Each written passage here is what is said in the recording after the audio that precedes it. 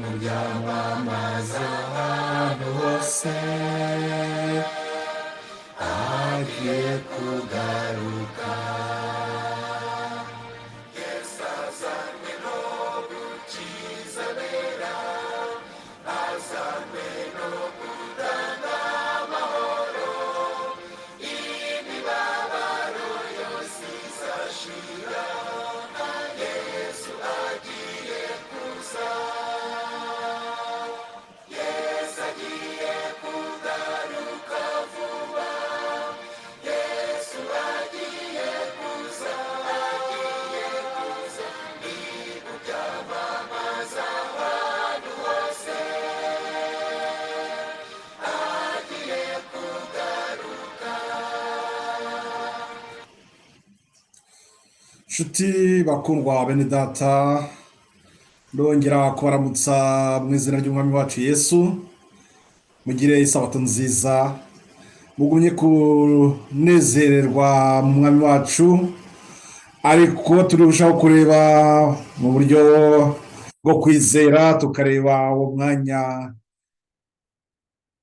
wateguwe igihe tuzaba turi kumwe n'umwami wacu Yesu, igihe tuzaba twishimiye kubona turangije urugendo turi muri iyi si. Ndagira ngo icyo kigo rwose nizera ko mucyumvise neza. Igituma tuba dufite umunsi wa karindwi ni ukuvuga ngo muri minsi irindwi yonyine tuba dushobora kubonamo iyo nzira y'agakiza, cyangwa se urwo rugendo duhamagarirwa muri iyi si, tukabonamo umwanya wo kwitegura kudasanzwe tugomba kugira mbere y'uko Kristo agaruka kugira ngo aze kudutwara. Nizo mpamvu nk'iyo muri iyi ndirimbo nk'uko tubwirwa ko tugomba kwitegura ko igihe kiri hafi. Birasaba ko kugira ngo byose tubishobore, nuko tugomba kugenda mu mabwiriza tuba twahawe, nuko tugomba kureba ibimenyetso by'ibihe, nuko tugomba kumusobanukirwa n'ahantu tugeze ubwo mu rugendo turimo. Ibyo ngibyo kandi kuko twabibonye, nta bundi buryo twabishobora gusobanukirwa atari uko turi kugenda mu mucyo w'igihe tugezemo, tureba ibimenyetso twahawe, bityo tukamenya aho tugeze, maze bityo tukabwira n'abandi ko tugomba kwihuta rwose ku rugendo turimo ruri gushyira ku iherezo. Muri ubwo buryo rero uyu munsi nashatse kugira ngo mbe mpagaze gatoya ku kintu numva gikomeye kandi cya ngombwa. Turi kwiga ubutumwa buheruka, umucyo w'ubugorozi bwa nyuma. Uwo mucyo tubona ko ari umucyo ugomba kutumurikira muri iyi nzira turimo. Bagerageje kubishyira mu mvugo yenda ishobora kuba, cyangwa se mu ishusho twagenda twibukiraho. Nshaka kugira ngo uyu munsi turebe ikintu nakwita kubaka ikiraro. Nimuze twubaka ikiraro, kuko nkurikije uko nababwiye ibyo mucyo twiga dukurikira, uko Imana igenda iduha umucyo, kandi umucyo ukamurikira ukongeza uwundi, kugira ngo uwundi nawe ushobora kutumurikira birushijeho. Nashatse kugira ngo twumve neza icyo kiraro tugomba kubaka hagati y'umucyo w'ubugorozi bw'Efeso 14 n'umucyo w'ubugorozi bw'Efeso 18. Kubera ko umuhamagaro dufite ari uwo kudufasha kugira ngo dukomeze tugere kuri ruriya rugero tugomba kugeraho, bidatumye mfata aka kanya kugira ngo guhita nkomerezaho kugenda mu gice muri biriya butumwa turi kwiga, ubutumwa bw'amarayika batatu n'Efeso 18, aho kugira ngo turebe ikindi gice cya 4, ahubwo nabanje kugira ngo nibura dubanze dutinde ikiraro, cyangwa twubake ikiraro kugira ngo hatagira abasigara. Niyo hari bake bamaze kwambuka bageze hakurya, ariko abo ngabo nibo basabwa kugira ngo baze dufatanyirize hamwe twongere twubake ikiraro kugira ngo hatagira abasigara, kuko igihe ikiraro kizaba kitakihari cyangwa igihe hazaba hose icyo kiraro kimaze kurengerwa n'amazi, amazi ashobora kuzamuka anakirengera, twigomba gusobanukirwa yuko icyo kiraro tugomba kucyubaka kandi tukacyubaka mu bumwe. Ubwo bumwe rero ngira ngo turebereho hamwe gatoya, ngerageza kugira amagambo amwe mbibutsa twahawe yo ku buryo tugomba kuba tubifashe muri iki gihe cya nyuma. Mureke rero mbere yo kutugera muri aya magambo akomeye kandi atwigisha, mbanze dufata akanya ko kwishyira mu biganza by'Imana kugira ngo Kristo abone kutuyobora.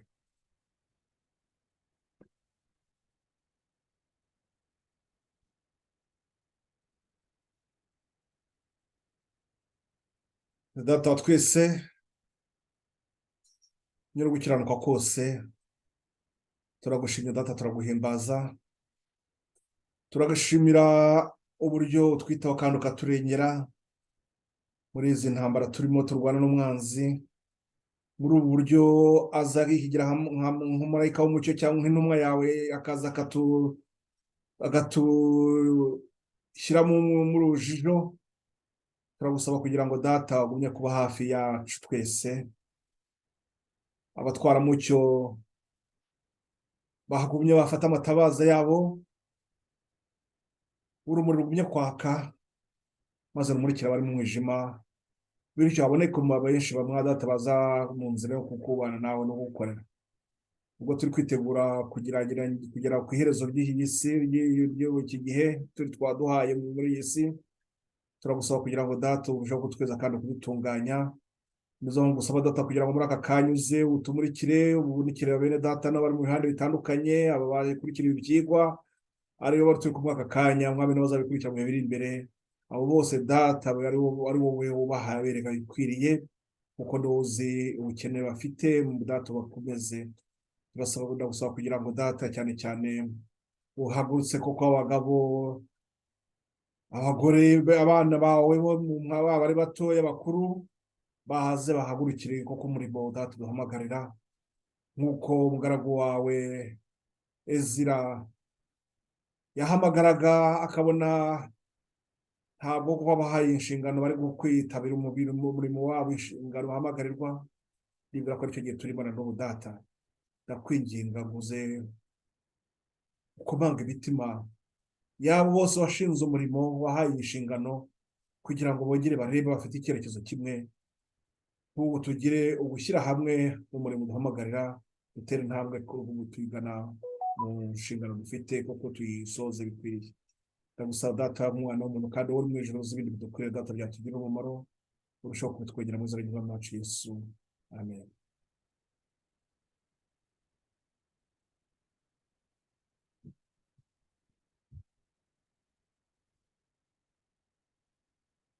Rero nshuti bakundwa, mwe muri mu bihande nabo bitandukanye, abari kunkurikira kuri Facebook, munyemerera iyo ndamutso yacu ya kivandimwe, mugumye mushikame mu runtu rw'Umwami wacu Yesu. Nk'uko rero nandi kubabwira ko tugiye kureba iki kigwa, ntabwo ari ikigwa bundi buryo bundi, navuga ngo bashatse kugira ngo amagambo tuyatekerezeho yo kubaka ikiraro, kubera ko hari ikibazo dufite gikomeye muri iki gihe. Ni uko Satani ngo mu mugambi bazakora, nk'uko twabibonye amagambo twasomye muri mu butumwa bwatoranijwe umuzingo wa 2 gikurikirana igice cya 12, aho batwereka imihamagaro 2. Niho twabonye ko Satani ngo azakora uko ashoboye kugira ngo arwanye umurimo w'ubutumwa bw'abamarayika 3, ndetse twabonye ko n'ubundi kugira ngo ubutumwa bw'Yesu 18 bugeze igihe cyabwo, ni uko hagomba kuba hagaragaye cy'umwijima. Igihe cy'umwijima tubwira ni uko none umucyo w'Yesu 14 wari kuba utakimurika. Ni ukuvuga ngo ubutumwa bw'abamarayika 3 bwari kuba bwirengagijwe.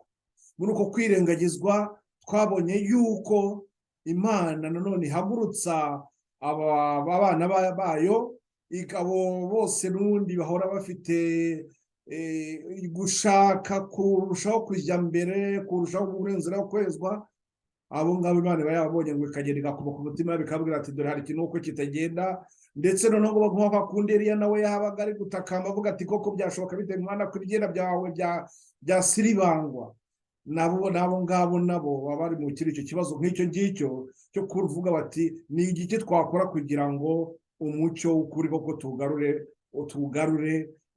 ijambo ukuri kwererezwe hose, abantu bave mu mwijima ahubwo bagende mu mucyo.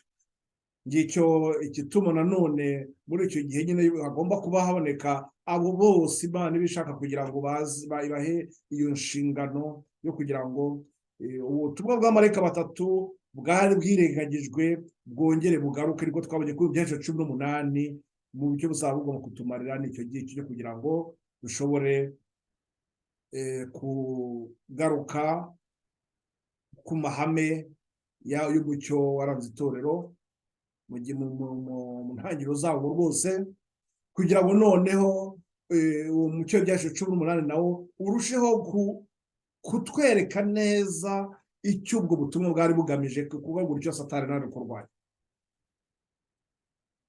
Aka kanya rero murabona ko muri iki kigo twabwira ngo nimuze twubake ikiraro, n'ikiraro cyo kugira ngo uwo mucyo w'ibyahishuwe 14, ubutumwa bw'amarayika wa mbere n'amarayika wa kabiri buriya bwateguraga abo bose bagomba gukora iyo nshingano yo kwamaza ubutumwa bw'amarayika wa gatatu bwo gutanga umuburo wa nyuma uheruka. Uwo mucyo w'ubwo bugorozi bwogiye cyawo cyakozwe cyabayeho, birasaba ko tuyihuza neza n'ibyahishuwe 18, kandi twabonye yuko umuntu uzaba utashoboye gusobanura, uzaba atarafite umucyo bw'ibyahishuwe 14 ubutumwa bw'amarayika wa mbere n'amarayika wa kabiri, ariya mateka yaranze ubutumwa bw'abamireri, ariyo nanone tuvuga batubwira yore na sakitonera, ibintu byose byabaye muri kiriya gihe.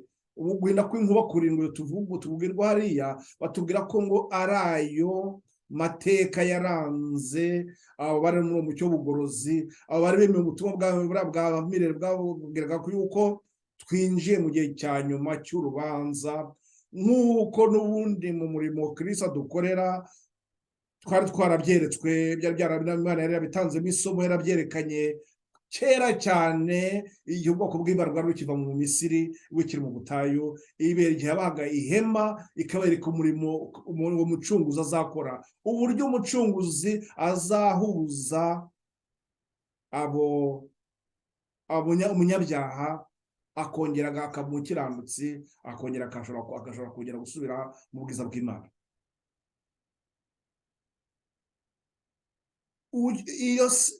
Tugomba kureba ukuntu twubaka icyo kiraro.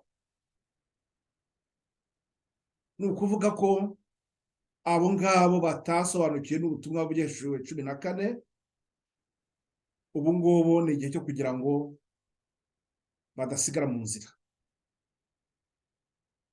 Kugira ngo badasigara mu nzira, nizo mpamvu nanze guhita nkomeza, nk'uko nabibabwiye umwanya, nanze guhita nkomeza ku gice cya 4 cy'uruhererekane rw'ibyigwa twatangiye. Mbanje kunyuzamo aka kantu kugira ngo ikintu cyo kwibutsa kugira ngo twubake ikiraro hatagira abasigara. Icyo kiraro twubaka ni ukugira ngo abo ngabo bari mu butumwa bakira ubutumwa bw'amarayika batigeze basobanukirwa neza ubutumwa bw'amarayika wa mbere n'uwa kabiri, cyangwa se batasobanukiwe neza n'umucyo w'ubugorozi w'ibyahishuwe 14, bagire umwanya rwose bihutire rwose kuza noneho basobanukirwe n'uwo mucyo, noneho basanga badukomezanye urugendo tugere ku byahishuwe 18. Byahishuwe 18 kugira ibyo none bigomba gutegura koko abo ngabo bagiye kuzahangana n'inyamaswa n'igishushanyo cyabo. Ntabwo hari amagambo n'amashaka kugira ngo mbasomere amagambo, ari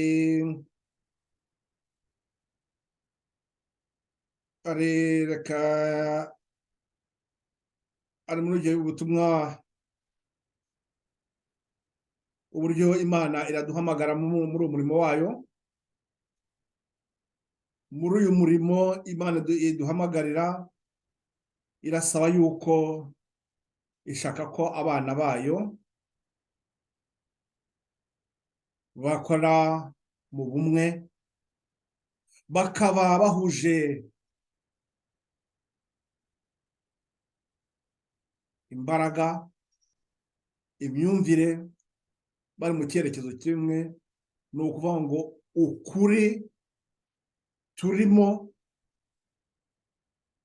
bugomba kutuyobora mu myumvire imwe, mu buryo bwo kumva ibintu, bwo gusobanukirwa ibintu kimwe.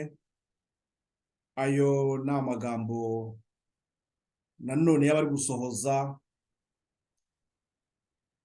icyo Kristo yavugaga igihe yabaga ari gusabira abigishwa iyo hari igice cya 17 ku murongo wa 11, nibwo yabaga bibabwira ko bagombye kuba umwe nk'uko nawe ari umwe na se.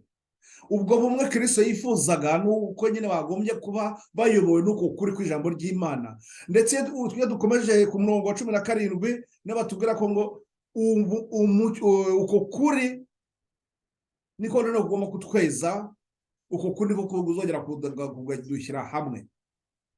Ndagira ngo ayo magambo mu buryo twatekerezaho duhite tureba neza niho naho natwe twaba duhagaze ubu ngubu muri iki gihe muri ubutumwa bwa marayika batatu. Igihe ubutumwa bwa marayika batatu nk'uko twabibonye yuko bwageze igihe burangwa, ndetse muri icyo gihe bujya kwangwa, ni ukuvuga ko abari babwakiriye igice. Ariko twabonye yuko mu mateka yaranze iyo mwiteguro w'abo ngabo bagombaga gukora umurimo wo gutanga umuburo wa nyuma, ubwo ni kuvugwa mu cy'ubugorozi byacu 14, bariya bageze ari amateka ya ba Mireri n'uho buriya torero rya Philadelphia, bariya bari mu butumwa bwa marayika wa kabiri. Uburyo bitwaye twabonye ko Imana yabushimye.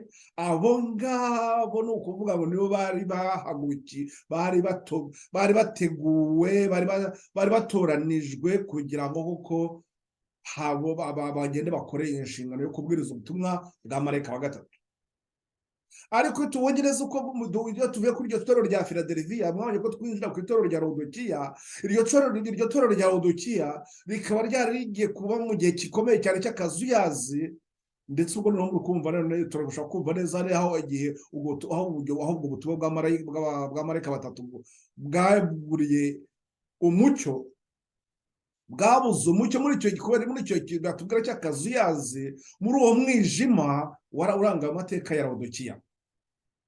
Aricyo gituma n'ubundi Imana itanga umuburo kuri Laodikiya avuga ngo niyihane kugira ngo ishobore kuyiha umucyo wo kugira ngo none iragize inshingano.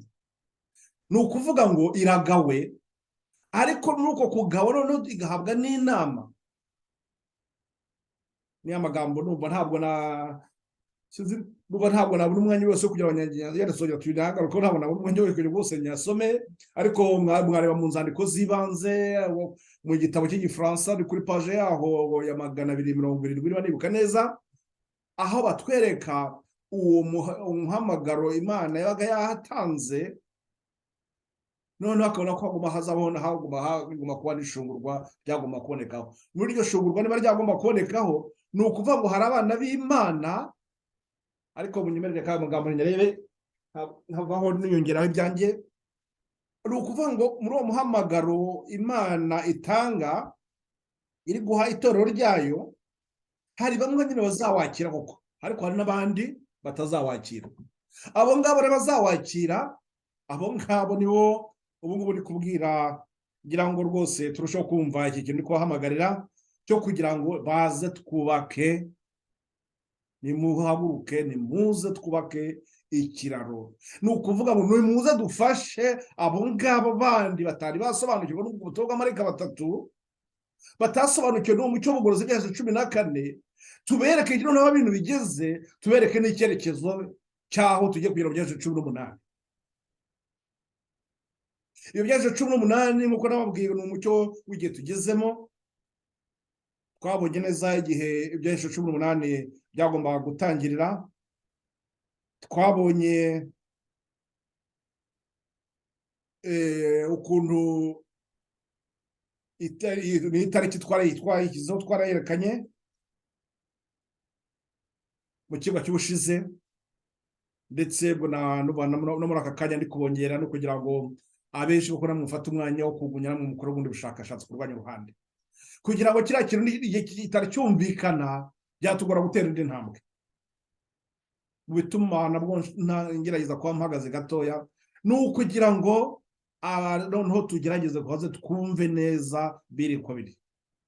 Impamvu byinshi kandi bitashoboye gusobanuka ni uko nanone tuba dufite imyumvire itari cyo. Umwanya ndabigarukaho kuko ikintu cyo nshaka kubaganishaho ni ukugira ngo tugire umwanya wo gusuzuma ibyo byose tuba tubwirwa.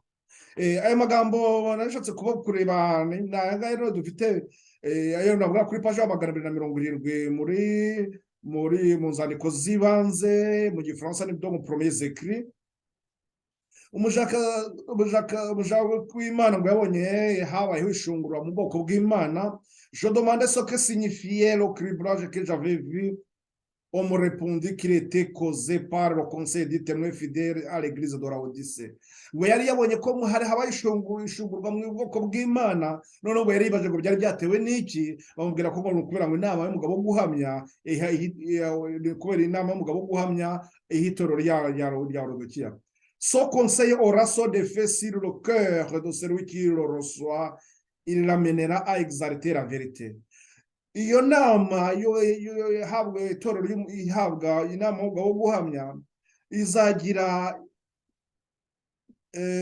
izakora ku bitima y'abawakira, noneho ibazane mu kwerereza cyangwa mu kwamamaza ukuri. Quelques-uns ne l'accepteront pas, ils le combattront. Et c'est ce qui produira le criblage parmi le peuple de Dieu. Bamwe ntabwo bazabemera ndetse bazayirwanya, ntabwo ari no kubyemera gusa, ahubwo bazanahaguruka birwanye. Nibyo bizaba bitera ishugura mu bwoko bw'Imana.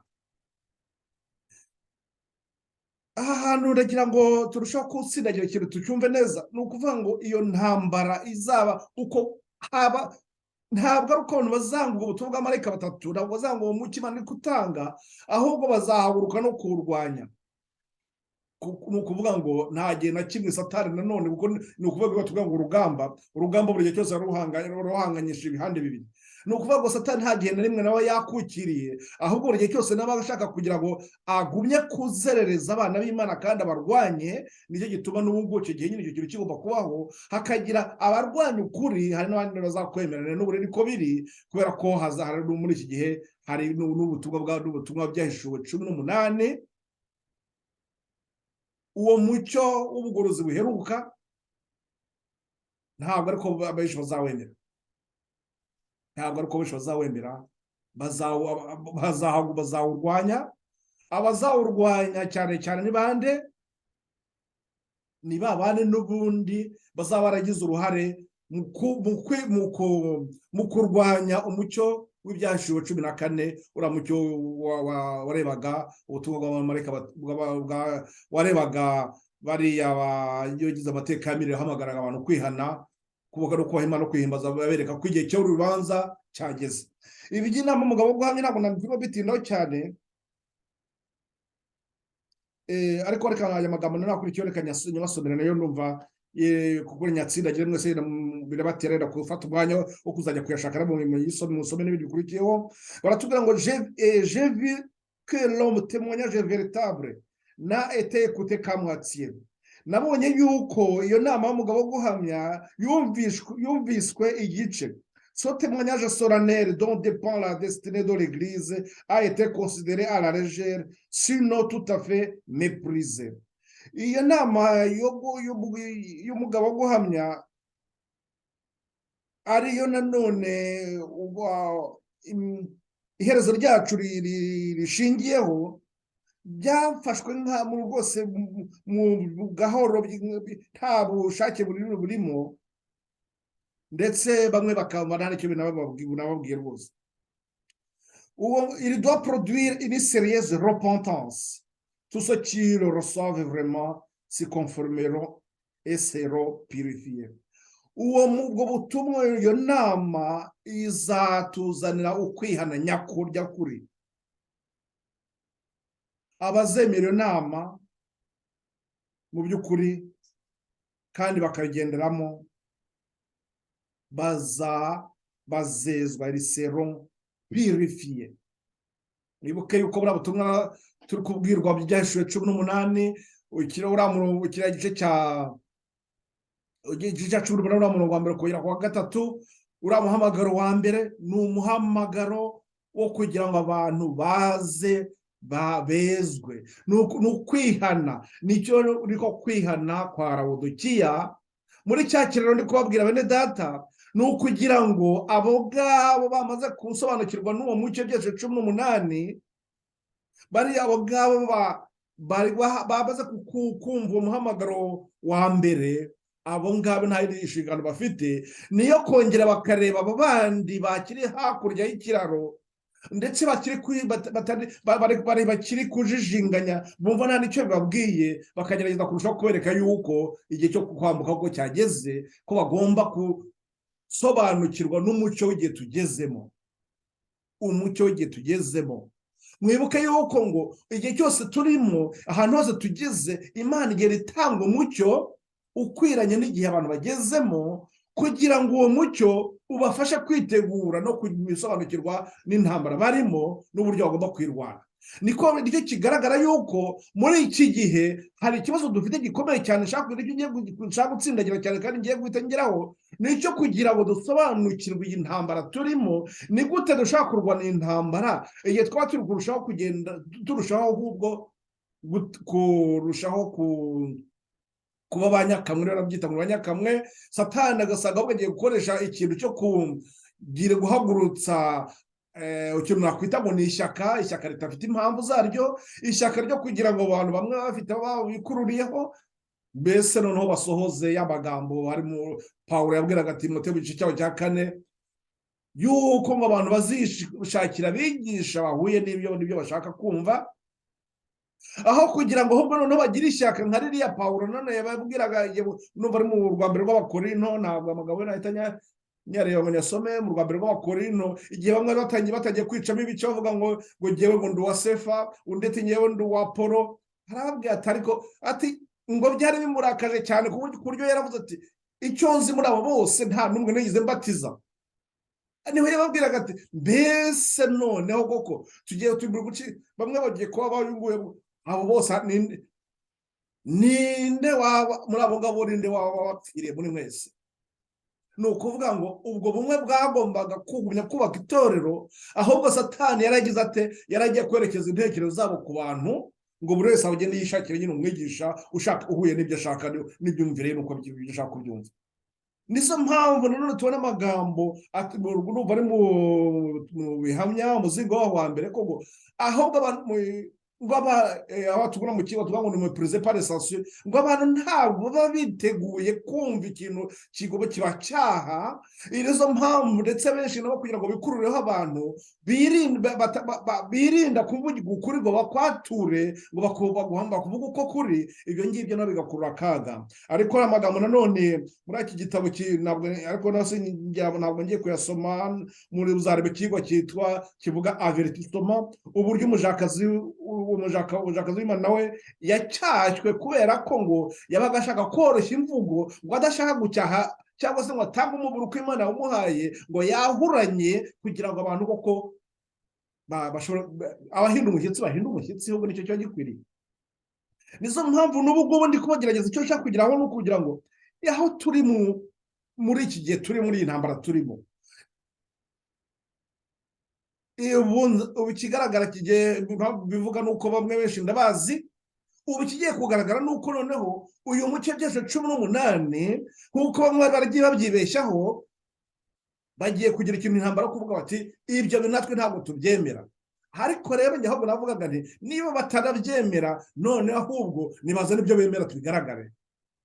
kuko ibyo byose ukuri kuba kumwe, ntabwo umwe avuga ngo nyifite ukwa agiye kuri undi afite ukwawe ukwe. nizo mpamvu aya magambo nanone atubwira ngo aya magambo ngiye kubasomera ari mu ntambara ikomeye kuri paje ya 549, mu ntambara ikomeye w'igifaransa n'igifaransa, intambara ikomeye tragédie de siècle, à la page 549, mu ntambara ikomeye y'igifaransa kuri paje ya 549 ku isubi ya kabiri baratubwira ngo après avoir péché, Satan ne s'était donné ni trêve ni repos jusqu'à ce qu'il y trouve des êtres disposés à sympathiser avec lui et à suivre son exemple. Akimara gucumura, Satani ntabwo yigeze afata ikiruhuko na gitoya, ahubwo yagumye kugerageza igihe cyose ashaka abantu ashobora gukoresha kugira ngo bagende mu rugero rwe. Donc même qu'il avait entraîné les anges à se révolter, ainsi il avait induit Adam à violer la loi divine. Nk'uko yashutse abamarayika bo mu ijuru kurwanya Imana, ni nako yajyanye Adamu buhoro buhoro kugira ngo nawe yice amategeko y'Imana. Par ce fait, l'homme, comme le tentateur, avait apostasié et s'était perverti. Muri ubwo buryo rero, umuntu wo ngubwo nk'uko nawe yari amaze kwanga umucyo, amaze kuyoba, yatakigendera mu mucyo nk'uko Satani nawe yabikoraga. En outre, Satan et Adam, au lieu de se trouver en mésintelligence, s'étaient mis en harmonie, de sorte que si Dieu n'était pas intervenu, Adam et Lucifer se seraient ligués pour lutter contre le ciel.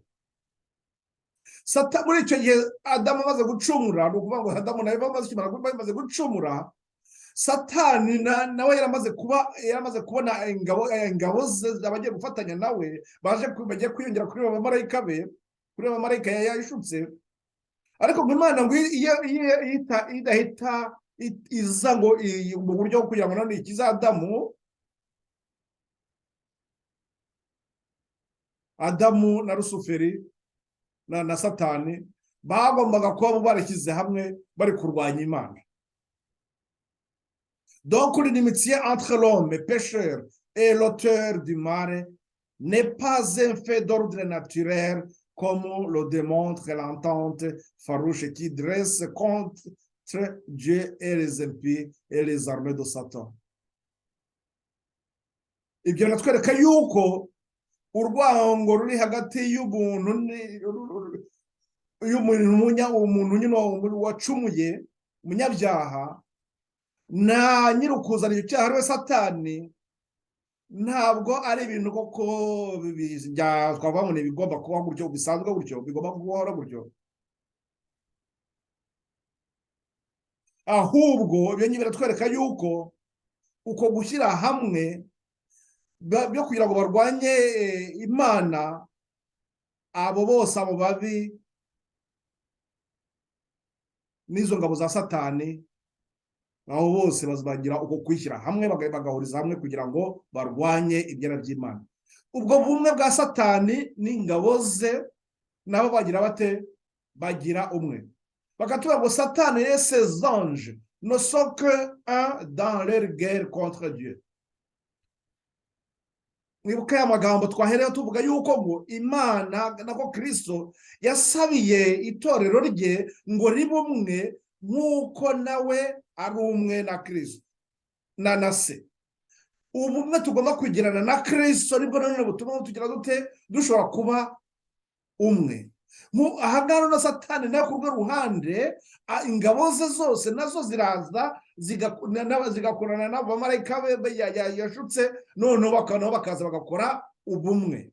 Ubwo bumwe bwabo rero none bo usanga bwo nta kibazo bufite cyane, buhita bwose bwikora buri kanya. Ariko noneho ubumwe bwagombye kuranga abana b'Imana bukabura. ni ukuvuga ngo igihe ubwo bumwe butaboneka mu bana b'Imana, hari impamvu butaboneka, ni uko hari za ngabo za Satani cyangwa abamarayika nanone ba Satani, kuko batubwira ngo Satani igira nka marayika w'umucyo, ni uko ziba zamaze kugira zite, zinjiye muri iyo ngando y'abana b'Imana, ndetse noneho zatangiye gufata intekerezo za bamwe, ariko noneho ibinyoma tubona bigira bite, bishobora kwinjira bigatuma hataba uko kubona ibintu kimwe, kandi aricyo duhamagara, ntitwemere kugenda mu mucyo umwe. Reka ndihuta ndangirize kuri amagambo.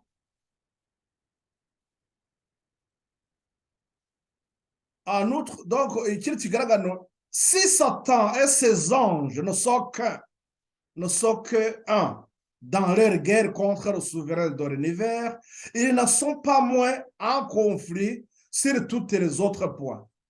Nk'uko ngabo za Satani zarazo zifatanye na Satani bakoze ubwo bumwe, niko no mu rugamba rwabo rwa buri ku zindi ngingo zose ubwo bumwe bwabo rwose bwo burababushika bukomeye. Aussi, quand il a entendu que l'inimitié allait se produire entre lui et la femme, comme entre leur postérité, Lucifer comprit que son projet de dépraver la nature humaine serait entravé et que par quelques moyens, l'homme serait mis en état de lui résister. Ubwo noneho Satani yumvaga ya magambo ariya tubona mu itangiriro igice cya 3 umurongo wa 15, aho Imana ubwo imubwira Satani, ubwo igihe Satani yumvaga ayo magambo yuko ngo hazaba ikiza urwango hagati y'urubyaro rwayo n'urwo mugore, ko noneho kandi ko yagucye Satani ngo yese yumva yuko uwo mugambi we wo kurimbura umuntu burundu, uwo mugambi utagishobotse, kubera ko hazaba hari abazagira bate, bazashobora kuhangana na Satani, bazashobora kugumya kurwana, batazemera ibyo bishuko bya Satani.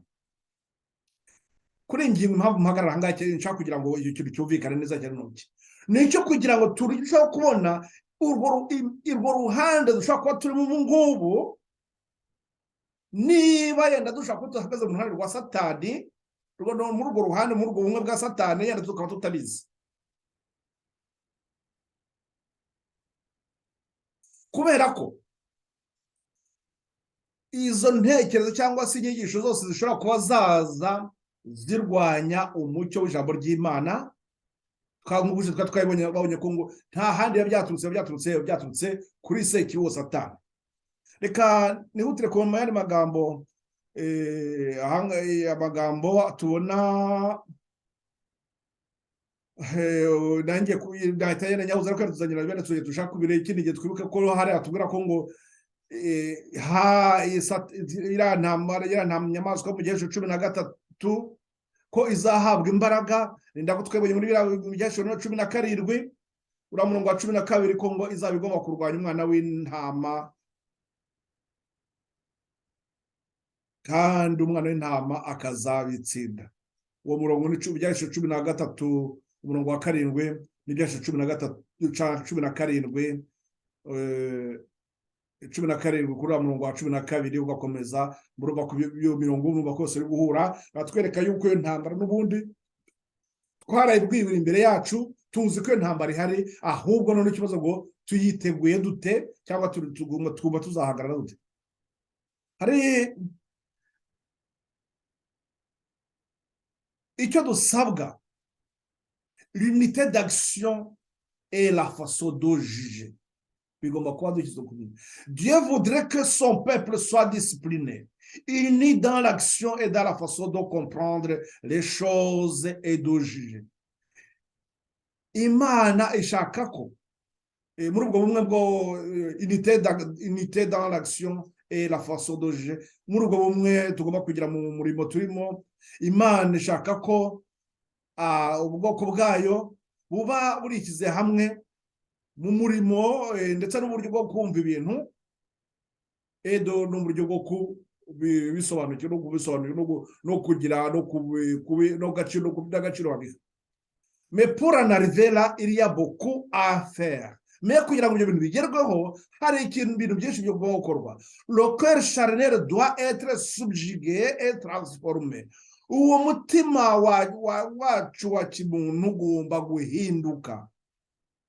Dieu veut que l'église rende toujours un témoignage vivant. Imana irashaka ko itorero ryayo riba koko abahamya nyabo bonyakuri ko babandi bavuga ngo koko bahamanye na Kristo, babanye na Kristo. Uwo muntu wese ngo wabanye na uri kumwe na Kristo cyangwa ukorana nawe birigaragaza. Mwibuke yo amagambo nanone tubone ko ngo ibyanditswe byera biragenda bikashubura intekerezo zacu, izo ntekerezo zacu zikagenda zirushaho kuba nziza. Uko zigenda zirushaho kuba nziza niko tugira ibikorwa nanone bizima, ibyo bikorwa bishimwa bya buri munsi, maze ibyo bikorwa byacu bya buri munsi bikagera ubwo biba akamenyero, twamara uko tubimenyera bikaza bikubaka imico muri twebwe, koko umuntu akaba yagize ate, akaba yahindutse burundu, yahindutse. Ibyo ngibyo kugira ngo bigerweho murumva ko hagomba kuba abantu bahurije muri rya jambo ry'umwe kwa kuri ijambo ry'Imana. Ayo ni amagambo n'ubundi tubona muri Yohana igice cya 17 umurongo wa 17, ubejeshe ijambo ryawe niko kuri.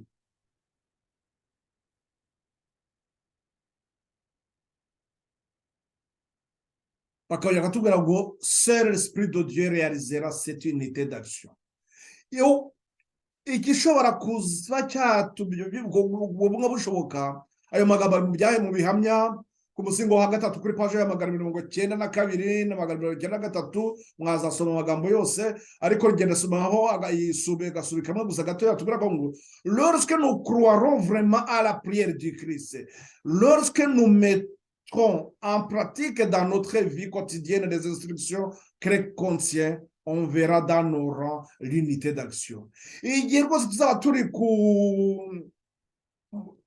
kurushaho kujya mbere mu masengesho, kuri tutekereza kuri isengesho rya Kristo wasaba ko twese twagira ubumwe. Igihe tuzashobora gushyira mu bikorwa byacu bya buri munsi icyo ijambo ry'Imana ritwigisha, uko kuri cyangwa se ubwo bumwe buzarushaho, nibwo buzagaragara. Les frères seront unis aux frères par les chaînes d'or de l'amour du Christ. Les frères abavandimwe cyangwa se abizera bazaba bahujwe n'umurunga w'izahabu na shene y'uzahabu, arwo rukundo muri Kristo. Mwibuke none y'amagambo nanone muri ya nama mugabo guhamya, nubwo ntayo bagiye kunyisome, mu byari byagurwa bagomba kugura izahabu yatuganije mu ruganda, urwo ryo rukundo bakagura n'umwenda wera, uwo mwenda wera bagukiranuka kwa Kristo, none bagafata urubuto gusiga ku maso, ari bakakira imbaraga y'umwuka wera, ari ugomba kugira gute, nkuko tubibonye aha ngaha. Niyo mwuka wera niwo wonyine ushobora kuba wagira ate, niwe ushobora kuba wahuza ubwo bumwe. Ndagira ngo iki kintu amagambo y'abanyarwanda ndashaka kubatsira, ndagira ngo muri kubona bya bintu nabwo twubaka ikiraro, nuko aya magambo agiye kuzadufasha gusobanukirwa neza n'impamvu buriya butumwa uriya muhamagaro wa mbere cyangwa 18 kumuva ku murongo wa 1 kugera wa 3, nkuko ubushitani naberetse biza bigahura nanone n'ibyashiro 14 umurongo wa 8. Ndagira ngo muri kubona aho rya pfundo cyangwa se cya kiraro turi kubaka, ahantu tugomba kugenda tugafata iyo shene, ahantu tuzagenda tukayicomeka ku byashiro 14 umurongo wa 8.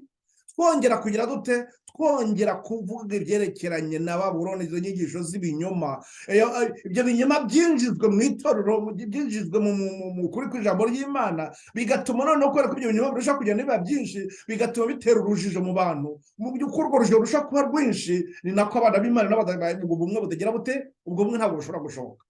Kubera iki? Kubera ko abo ngabo niba twabonye ngarutse kuri byo nabwiye haruguru, nuko abo bantu baba bamaze kugira bate, bagiye muri bwa bumwe bwa Satani. baba bagiyemo ndetse rimwe na rimwe ntibabisobanukirwe ko bawugezemo, ariko mu gihe cyose hagize iryo jwi ryose riba rishobora kuba ryaza rirwanya umucyo w'ibyera by'Imana, nta handi riba riri kuva, riba riri kuva kwa Satani. Aha impamvu bidusha kubitsibagira bene data ni ukugira ngo hari bamwe ndibwira kwenda aha ndibwira ko bamwe bararushaho kunyumva neza, bagenda badusanzwe tunaziranye aho bararushaho kunyumva neza. Ndagira ngo ahangaha bashaka kubasoma bumve neza icyo ndi kubabwira, kubera ko urujijo tugenda dushobora gutera mu bizera, urwo rujijo nanone ruba rugira ingaruka. Izo ngaruka nta zindi ni uko bamwe ntabwo bagishobora kujya gutera intambwe ngo bakomeze urugendo, bakomeze barusheho kugenda basobanukirwa. Njye nagiye ntangara ko ntabwo nyantangaza cyane kuko maze gusobanukirwa n'ukuntu Satani akora, nuko abantu batajya bafata uwo mwanya. Kandi usanga nkunze ko twese twakunze kujya dukura igitabo cy'intambara ikomeye, uko amagambo akomeye twagiye dusomamo cyane, ndetse tukumva ari igitabo dukunze cyane. Ariko noneho nkatangazwa nuko kiriya kigo kitubwira ko yuko ngo ibyanditswe byera n'ingabo idukingira, ni ukugira ngo idukingira iki? Idukingira izo nyigisho zindi dushobora kuba twabona hirya hino, idukingira ibyo ngibyo abigisha b'abanyabinyoma bashaka kutuzanamo, idukingira izo nyigisho zose niyo zaba zizanwe n'umwarimu wari wagize kuguha umucyo. Uba ugomba kumenya yuko ikintu cyose ugomba kugera ukagisuzuma, nk'uko abakristo b'itorero ry'Imboroya tubona byakozwe no mu gice 17:11 nabo bakoraga umwanya bakagenda bagasuzuma bakareba niba ibyo bari kubabwira bihuye n'ijambo ry'Imana. Ngiki cy'Imana ibiduhamagara cyane n'ingiki ibidushakaho.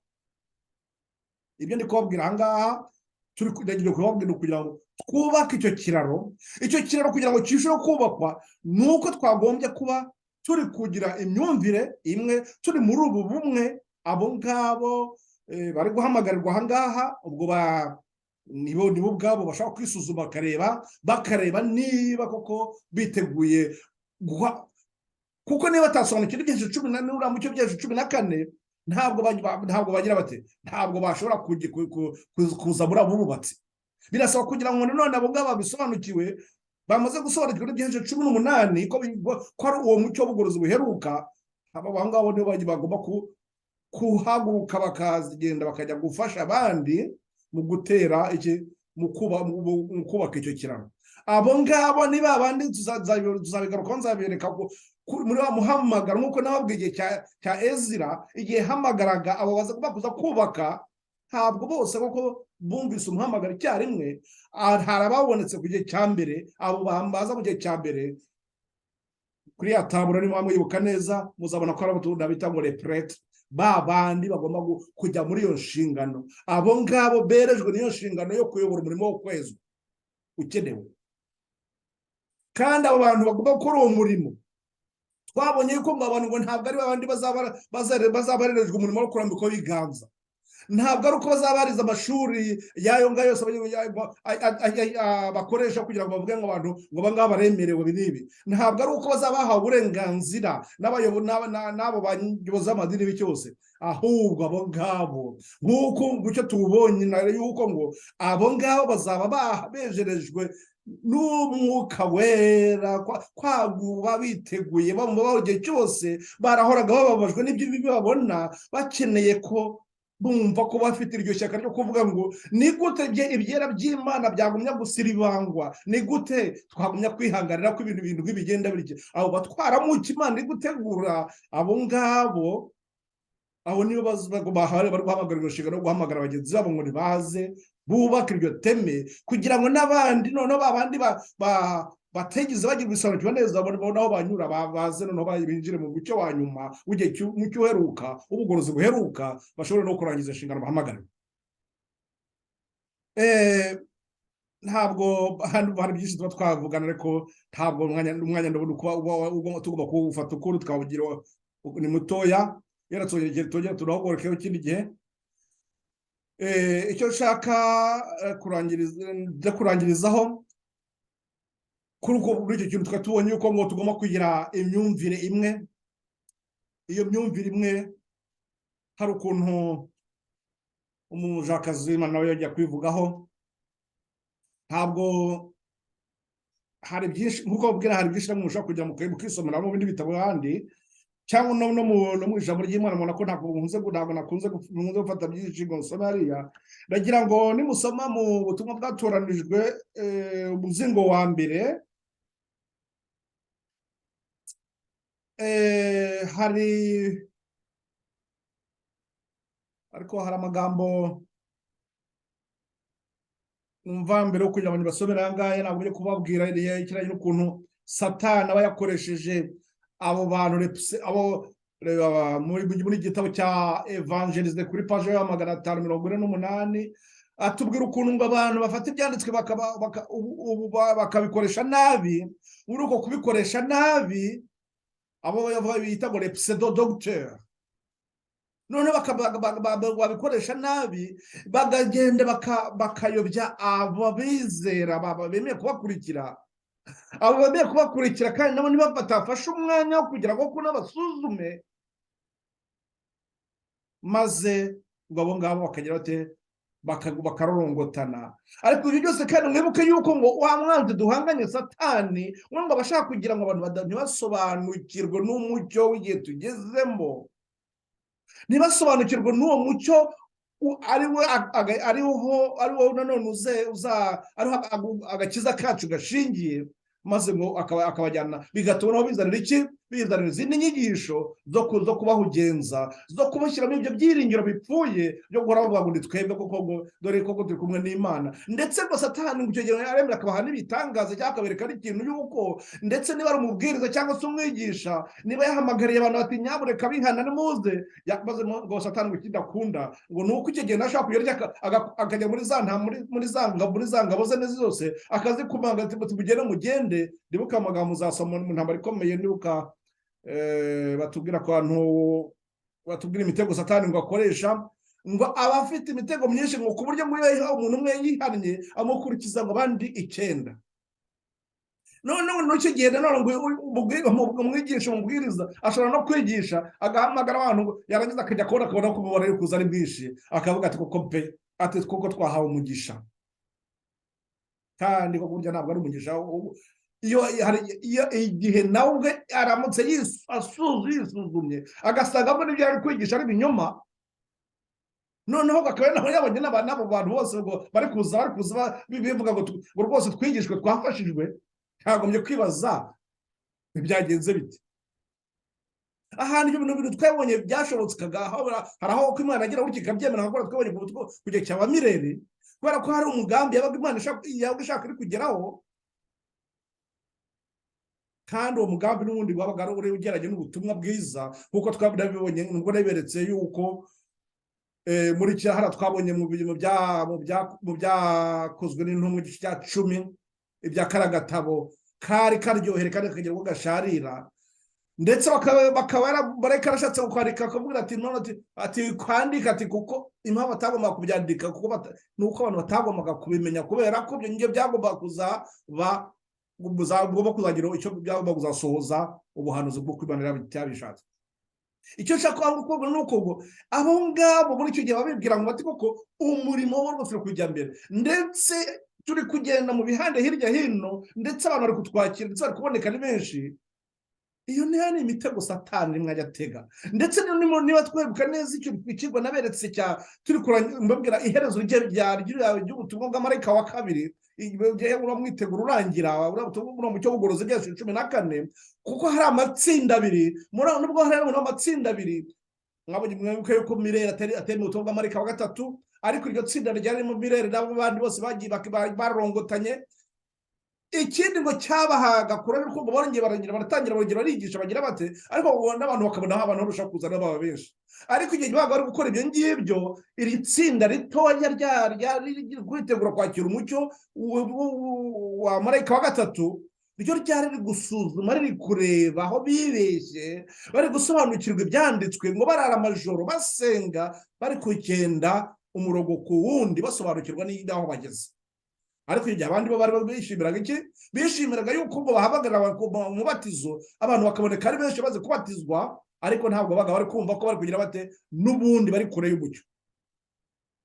Nizo mpamvu bene data kuri ikintu rwose gishinga hagati cyane, tugomba kunyura ukarasuzuma neza ukareba niba mu byo uri kwigisha cyangwa se niba ari byo wigishijwe, niba ubona hari aho uyu mucyo byaje 18 wumva nta kiri kukubwira, hita wongera usubira ku byaje 14 ubanza urebe neza niba uriya mucyo byaje 14 nawe ubwawe waragize warawakira cyangwa warumvise ibyo ari byo, kuko uzasanga n'ubu ngubu tugumye kandi umuntu ayisuzumye neza usanga inyigisho ziri hirya hino ari inyigisho ngejuru ku byerekeranye buriya mucyo w'itumwa bw'amarayika batatu. Ibyo ngibyo rero n'uwo mucyo utarawakiriwe ntabwo ibyaje 18 byakumvikana. Hakenewe yuko abashoboye gusobanukirwa bahaguruka ikiraro kikubakwa kugira ngo abo ngabo hatagira abasigara, kuko igihe cyabo kiri kurangira. Niho twabonye ko ngo igihe igishushanyo cy'inyamaswa igihe kizaba kigeze, ni uko nta yandi magaruriro bizaba byarangiye. Ahangaha simbukiye kuri aya magambo, ahangaha mujakazi w'Imana mu buryo kugira ngo ngaruke kuri cya kibazo cyerekeranye na pseudo-docteur, abo ngabo bigisha b'ibinyoma baba bagenda bateza urujijo bugatuma abana bagumye kugera mu kuri batakugendamo. Hari icyo batubwira ngo hari ingingo zimwe na zimwe kuko abantu batazumvise kimwe. Icyo kuba batazumvise kimwe niho amagambo batubwira ngo comment traiter un point de doctrine controversée. Ni gute dushobora kuba twatekereza twasobanukirwa, ni gute twakemura ikibazo cy'imyumvire itari imwe. Il nous faut comprendre le temps où nous vivons. Nous ne comprenons pas bien à moitié. Birakwiriye ko tugomba gusobanukirwa n'igihe tugezemo, biragaragara ko ndetse tutabyumva meme n'igice cyayo. Mon cœur tremble à la pensée de l'ennemi avec lequel nous avons à lutter, et quand je vois combien nous sommes mal préparés à lui faire face.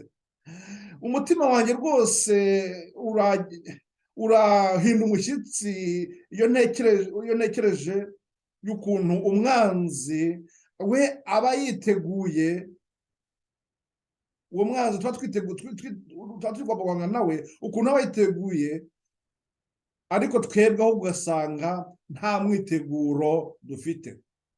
Les épreuves et l'attitude des enfants d'Israël à la veille de la première venue du Christ m'ont été présentées à diverses reprises pour illustrer la position et l'expérience du peuple de Dieu avant la seconde venue du Christ. Ibigeragezo n'uburyo abana ubwoko bwa Israel bwa Israel bwari uko bari bameze mbere y'uko buza kwa Kristo. Umujakazi w'Imana yagumye yabyeretswe inshuro nyinshi cyane kugira ngo kugira ngo yabone asobanukirwe neza n'uburyo ubwoko bw'Imana muri iki gihe cya nyuma bugomba kuba bumeze igihe bwitegura Kristo yo kugaruka. Comme l'ennemi saisit chaque occasion pour s'emparer de l'esprit des Juifs, aujourd'hui il tente d'aveugler l'esprit des serviteurs de Dieu pour les empêcher de discerner la précieuse vérité. Nk'uko mu gihe cya kera nanone Satani yafataga intekerezo zabo bari ubwoko bw'Isirayeli bwa gihe cya kera, ni nako ubu ngubu afata intekerezo z'abantu akazishyira mu mwijima kugira ngo ntabashe gusobanukirwa n'ukuri kugiye tugezemo. Mwibuke amagambo y'uko ngo mucyo azakora ngo azashaka urukoresho kugira ngo ubutumwa bw'amarayika batatu bwumvikane. Ntabwo nasoma menshi cyane, reka simbukira ahandi. Ahangaha les précieux joyaux de la vérité donnés par Christ, les hommes les avaient enveloppés dans les superstitions et des erreurs de rebut. Et ukuri les précieux joyaux uko ibyo by'agaciro kenshi kutugamwa ubutumwa duhabwa bwa Kristo, abantu babishyize babutwikirije izo ntekerezo zabo n'amakosa cyangwa se n'imyumvire itariyo mu byo baba bari gutanga. Il avait communiqué les paroles de la vie, mais ils ne l'ont pas vécu de toute la parole précédente de la bouche de Dieu. Imana yari yabahaye umucyo wose, ariko ntabwo umucyo bawugendeyemo. Mwibuke amagambo nanone aha abwirwa Laodikiya ngo bahawe umucyo mwinshi ariko ntabwo bawugenderamo. Aya ni magambo muzakomeza, ariko reka onja gusimbukira n'abatubwira ngo la lumière de la gloire de Dieu doit descendre sur nous. Umucyo ukwera kw'Imana ugomba kubona kuri twebwe. Il nous faut la sainte onction d'en haut. Dukeneye guhabwa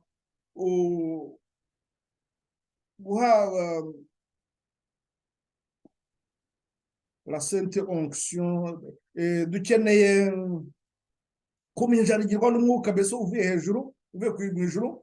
Aussi intelligent, aussi instruit que soit un homme, il n'est pas qualifié pour l'enseignement à moins de se cramponner fermement au Dieu d'Israël. Uko dufite ubwenge bwose, uko twaba twarize kose, ntabwo umuntu aba ariko ateguwe koko bikwiriye kugira ngo ajye ku nshingano y'umurimo w'Imana. Biba bisabwa kugira ngo ubwe afate uwo mwanya wo kugira ngo koko agirane isano n'Imana. Mwibuke amagambo nanone tubwira mu cyo bugorozi, mwibuke yuko ngo umuntu wese uhamagarwa uwo murimo arabanza akagira umwanya wo kugira ute la croissance de connaissance, akagira umwanya wo guhura n'ibyo byanditswe akabigira ibye. Ni muri uko kwezwa n'ibyo batubwira ngo ari kwerezwa umurimo. Ni uko rero ibyo ntabwo byashoboka, ibyo gihe bisaba kugira ngo abe yagize uwo mwanya.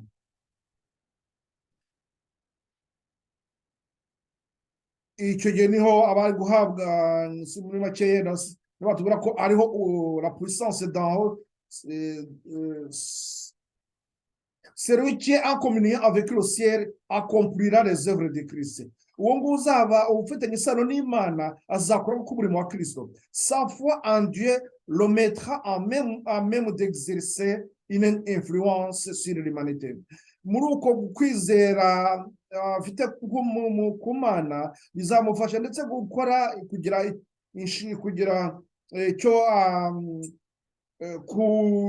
kugira icyo afasha abo ngabo baza bari kubwira.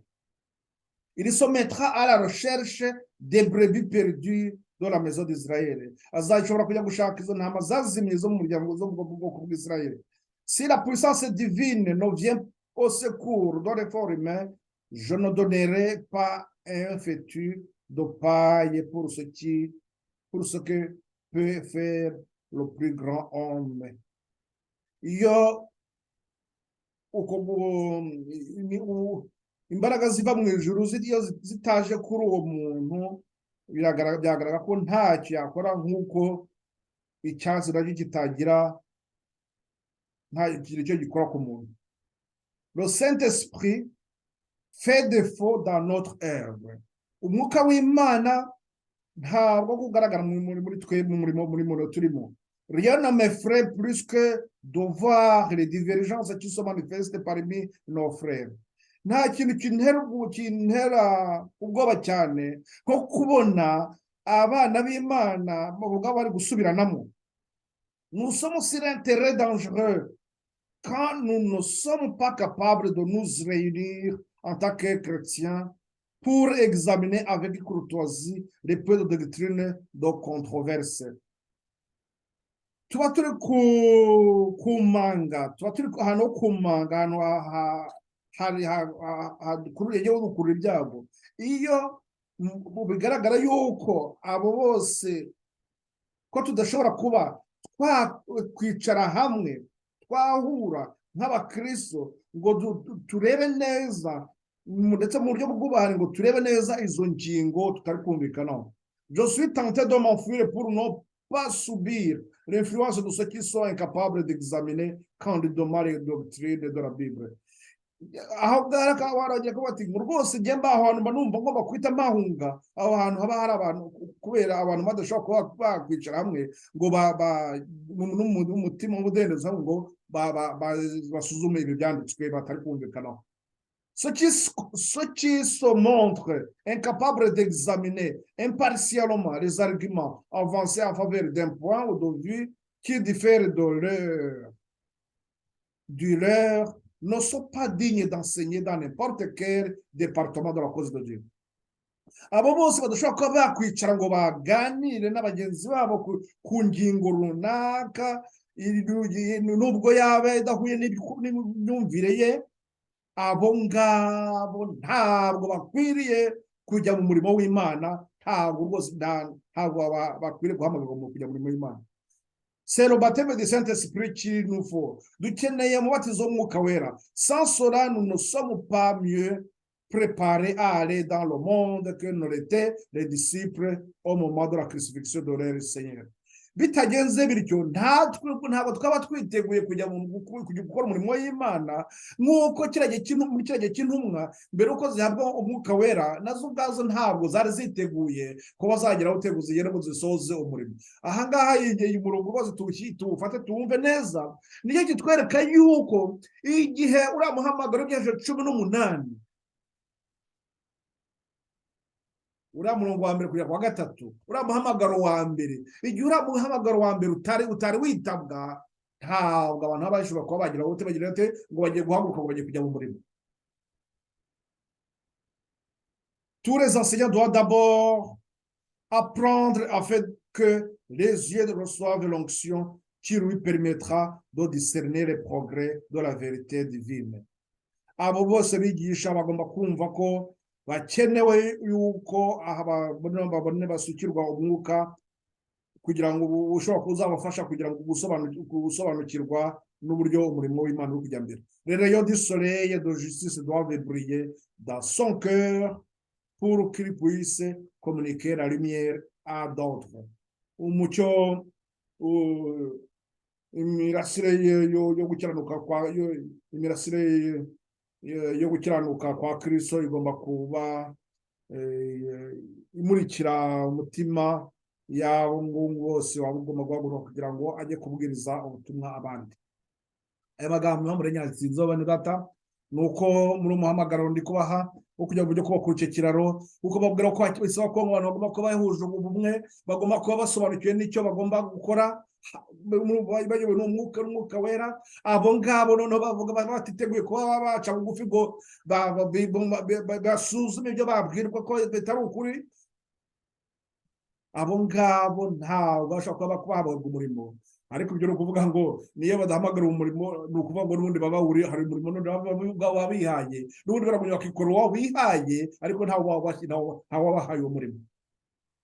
Kuko bitagenze bityo abo bigisha b'ibinyoma bagombye kuba baravuyeho, ndetse ubisi iyo Yesu ubwo yaba ifite amahoro baramutse bumvisha amagambo bakayakurikiza nuko kuba ari amahoro. Ahubwo aya magambo abwirwa gutya aba ari kubwira cyane cyane nyabureka abo bizera, abo ngabo noneho ubwabo nabo badashobora kuba basobanukiwe n'ibyo bizeye, ahubwo bagize bate bahanze amaso abo ngabo bavuga ati muze babajyana batazi ibyo bajyanye. Mwibuke ari amagambo numva ari muri Matayo ni bari cya cyenda sinibuka neza, ahantu Kristo avuga ngo Kristo ngabonaga abo bantu bose uko bameze ngo akabona ngo ari intama zitagira bungere.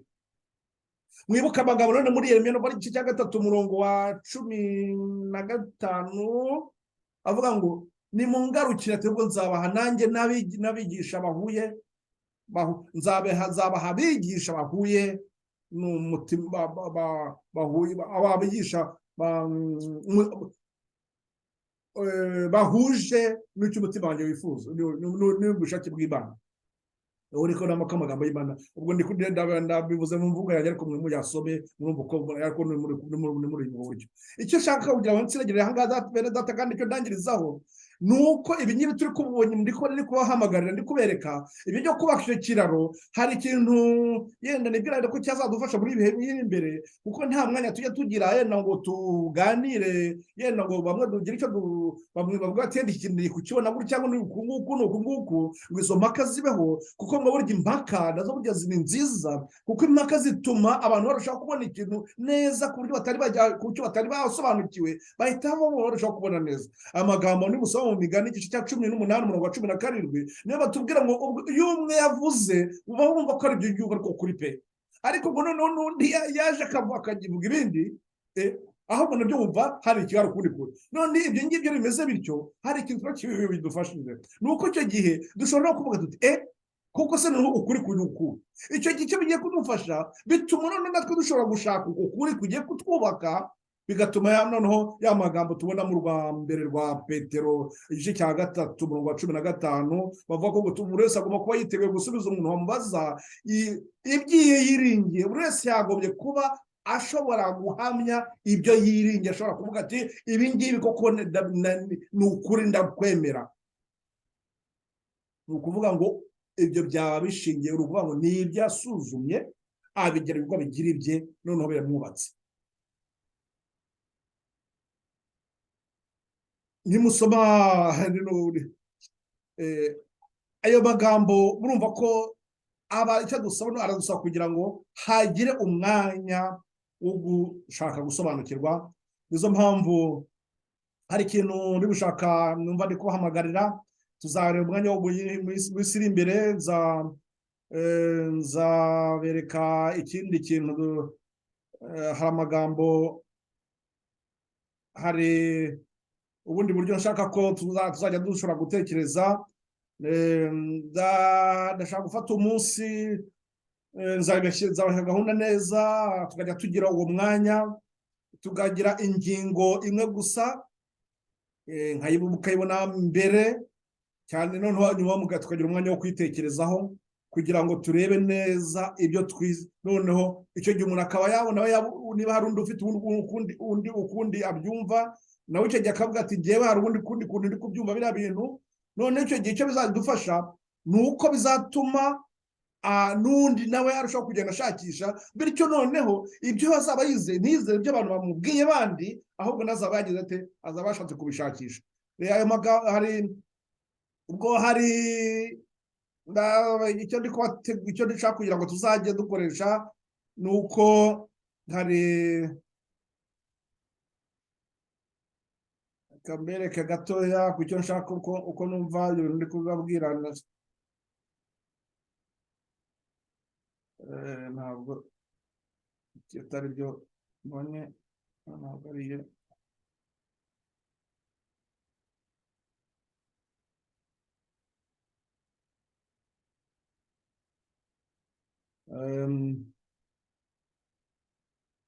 Nihagane gatoya, ntabwo ari mfashe bitariyo yashatse ku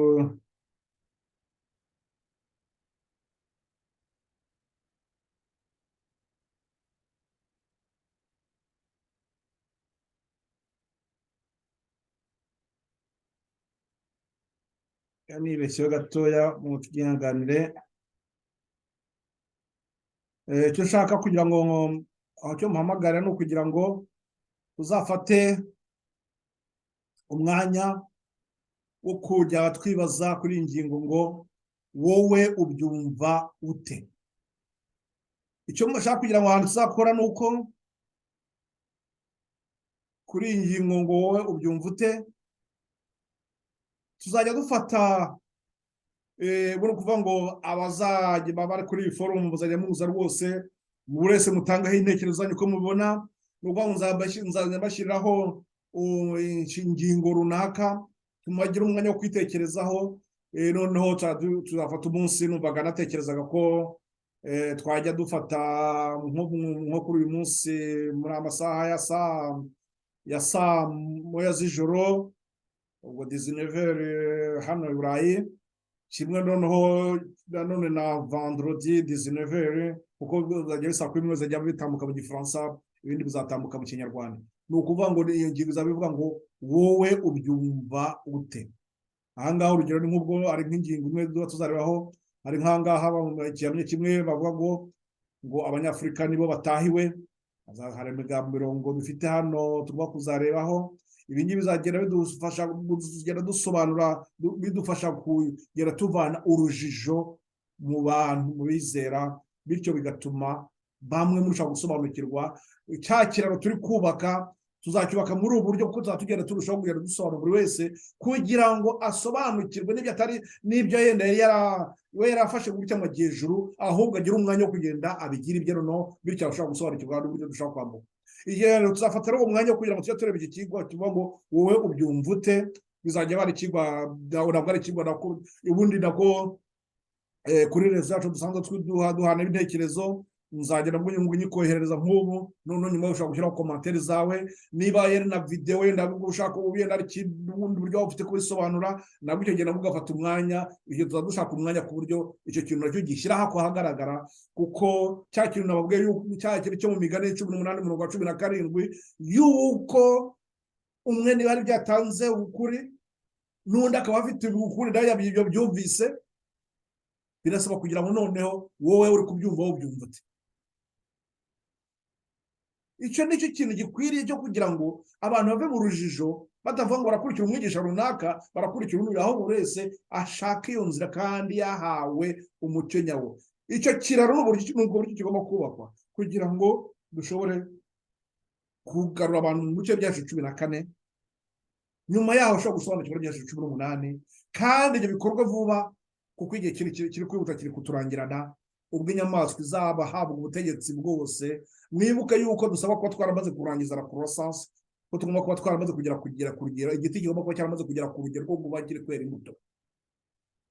Abazaba barasiye biza byarangiye, bibona ko biri hafi. Izo mpamvu mbasaba kugira ngo twongere dusubire ku butumwa, kandi twongere turebe ibyo ntekerezo byo, kuko Satani ingabo ze we n'abanyamarika be bafite ubumwe, ariko ku ruhande rw'abana b'Imana ahubwo Satani icyo akoresha azana muri ubwo buryo, none akezanamo izo ngabo ze ziyita nkaho ko abakozi barabakorana na Kristo, ahubwo arabakorana na Satani, baje gutera urujijo no kubuza abana b'Imana kugera mu mucyo. Abo rero bari kubuzwa kugera mu mucyo, nibo ngaba mpamagarira kubwirane, wowe ubyumva ute? Fata umwanzuro ku rwa ruhande, udafite undi ubibaza n'undi wundi ugishingiraho. Niba ukenera ubusobanuro umeze nka uriya munyetiyopiya tubona mu byakozwe n'igice cya 8:30, niba uri kubisoma ukaba utari kubyumva, ushobora kwitabaza undi koko, ariko wowe fata umwanzuro, ufate icyerekezo, kuko uzaba ufite n'ubushake. Bizamera Imana yo izaguhamagariza Filipo, uzaza akagusobanurira. Noneho nk'uko uriya munyetiyopiya Imana yahamagaye Filipo araza aramusobanurira, nawe izaguhamagara undi umeze nka Filipo aza gusobanurira icyo kintu utari kumva neza, kubera ko uzaba nawe wakigize inyota yo kukimenya. None hasigaye uhite wambuka koko kuri rya teme rigomba kubakwa na ba bandi ngubu bamaze gusobanukirwa n'umucyo. Nuko bene data, ndagira ngo icyo kintu dufatanyiriza hamwe cyo kugishyira mu buryo, kugira ngo abana be abahungu abana ba Yakobo batarimbukira hakurya, kandi bagombye kwambuka bakagera mu mucyo w'igihe tugezemo. Bene data rero, tureke turagiriza hamwe Imana y'ubuntu buryo ko bahavi kandi bakomeze. Tuzongera ubutaha, tuzarushaho kureba ibindi uko Imana izagenda bidufashamo. Tuzafata umwanya wo kugira ngo turusheho kujya mbere. Uki kiraro rwose muze twubake ikiraro, nimuze twubake ikiraro, duhuze ibyahishuwe 14 buriya mucyo w'ubugorozi ibyahishuwe 14. Uwo mucyo uze ukongeze neza ibyahishuwe 18, none ibyahishuwe 18 nabyo birushaho kumurika cyane kuri uriya mucyo, noneho abantu bashobora gusobanukirwa bari kugana. Reka dushimire Imana yacu kubwo idukunda kandi tuba hafi, yaduhaye uburyo bwose bwo kugira ngo dushobore kuva mu binyoma no mu mwijima. Tuyishimire, tuyisaba muri aka kanya duhaye.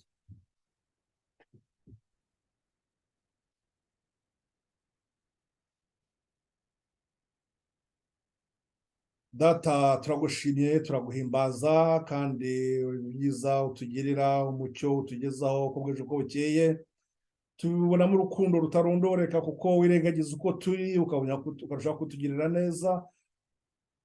Turagusaba kugira ngo data ugumye kudufasha no kuduha gushira amanga, uduhe kurushaho